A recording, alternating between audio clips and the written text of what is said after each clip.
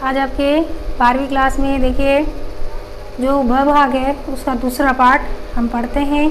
आपके मूल अधिकार, नीति निर्देशक तत्व और जो आपके मूल कर्तव्य निर्धारित किए गए भारतीय संविधान द्वारा उसका विस्तृत रूप से वर्णन है वो पढ़ेंगे। फर्स्ट आज के आपके टॉपिक स्टार्ट करते हैं, वो है आपके मूल अधिकार। मूल अधिकार क्या है? मूल अधिकार भारतीय संविधान द्वारा नागरिकों को प्रदान किए गए हैं। उसकी समानता, स्वतंत्रता और उनके बहुत से जीवन से संबंधित अधिकार हैं। देखिए मूल अधिकारों की अगर हम सरल परिभाषा पढ़ें तो उसमें मूल अधिकार व्यक्ति के सर्वांगीण विकास को प्राप्त करने के लिए भारतीय संविधान द्वारा भारतीय नागरिकों को प्रदत्त किए गए अधिकार हैं, वो मूल अधिकार कहलाते हैं। जितने भी मूल अधिकार हैं इसमें प्रत्येक व्यक्ति के सभी क्षेत्रों से संबंधित विकास से संबंधित अधिकार हैं। भारतीय संविधान में नागरिकों को जो मूल अधिकार प्रदान किए गए हैं उनकी आवश्यकता है, ज़रूरत क्यों है, क्या ज़रूरी है मूल अधिकार देने? तो देखिए आवश्यकता से संबंधित है तो उसमें प्रत्येक व्यक्ति को सुरक्षा प्रदान करना।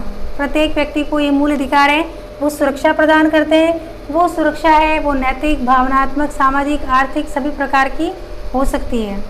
दूसरा है शासन की स्वेच्छाचारिता की समाप्ति। मूल अधिकार अगर नागरिकों को प्रदत्त है तो वह शासन के तानाशाही शासन है या फिर कोई बहुमत दल का ऐसा शासन है तो उसकी शासन की स्वेच्छाचारिता को रोकते हैं। तीसरा है न्यायिक सुरक्षा। अगर इन अधिकारों का हनन होता है तो हम न्यायालय में शरण ले सकते हैं। संवैधानिक उपचारों के अधिकार के तहत हम न्यायालय में शरण ले सकते हैं। तो एक प्रकार से न्यायिक सुरक्षा प्रदान करते हैं ये मूल अधिकार हमें।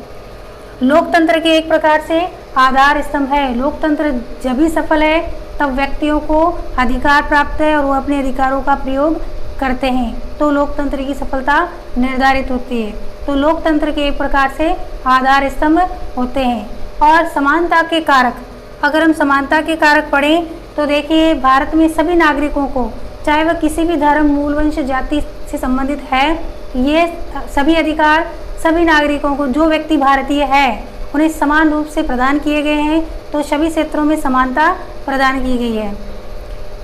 भारतीय संविधान के भाग 3 में मूल अधिकारों से संबंधित विस्तृत वर्णन है वो दिया गया है। भारतीय संविधान में मूल अधिकार है उसमें कुल 23 अनुच्छेदों में मूल अधिकारों का वर्णन है वो किया गया है।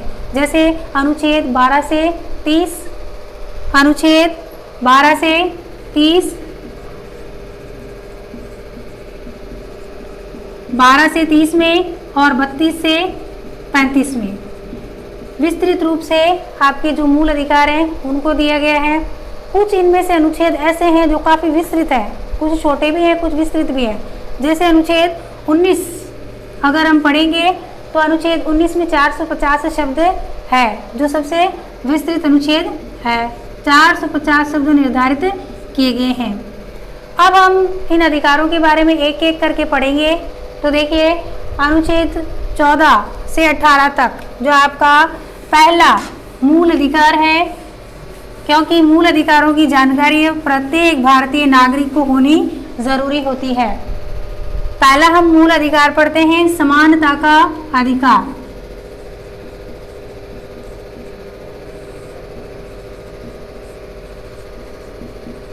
जो अनुच्छेद आपके 14 से लेकर 18 तक दिया गया है। उसके बाद स्वतंत्रता का अधिकार अनुच्छेद 19 से लेकर 22 तक, उसको बाद में पढ़ेंगे। समानता के अधिकार में 4 प्रकार की समानताएं हैं वो निर्धारित की गई है।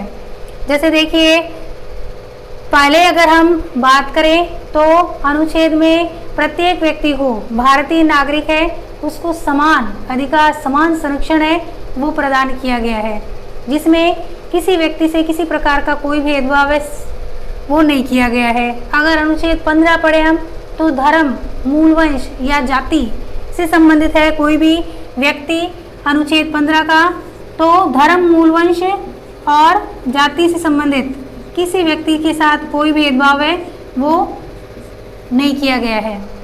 अगर हम अनुच्छेद 16 का अध्ययन करें तो देखिए अवसरों की समानता, आर्थिक नियोजन या अवसरों की समानता है वो प्रत्येक नागरिक को बराबर प्रदान की गई है। जो व्यक्ति योग्य है वह व्यक्ति किसी भी क्षेत्र में, भारत के किसी भी क्षेत्र में अपने जीविकोपार्जन के लिए कार्य कर सकता है। फिर अनुच्छेद आपके 17 है वो अस्पृश्यता का अंत करता है। अस्पृश्यता का अंत करता है अनुच्छेद 17। जैसे छुआछूत जैसी कुप्रथाएं भारत में प्राचीन समय में विद्यमान थी, लेकिन भारतीय संविधान में अनुच्छेद 17 जो समानता के अधिकार के तहत दिया गया है उसमें कोई भी व्यक्ति किसी भी व्यक्ति के साथ अस्पृश्यता जैसा व्यवहार है वो नहीं करेगा, नहीं तो ये कानूनी रूप से दंडित किया जा सकता उस व्यक्ति को। तो छुआछूत जैसा कोई कार्य न हो, इस चीज़ का विरोध करने के लिए इस अनुच्छेद को लागू किया गया है समानता के अधिकार में। अनुच्छेद 18 का अगर हम पढ़ें तो उपाधियों का अंत, उपाधियों का अंत करता है, जिसमें देखिए किसी व्यक्ति को, चाहे वो पैसे वाला है या कितने भी राजनीतिक रूप से शक्तिशाली है, किसी व्यक्ति को उसकी शक्ति के आधार पर कोई भी उपाधि है वो नहीं दी जा सकती है। व्यक्ति को योग्यता के आधार पर उसे पद दिए जाते हैं, तो यह उपाधियों का अंत करता है। फिर हम सेकंड है आपके स्वतंत्रता का अधिकार।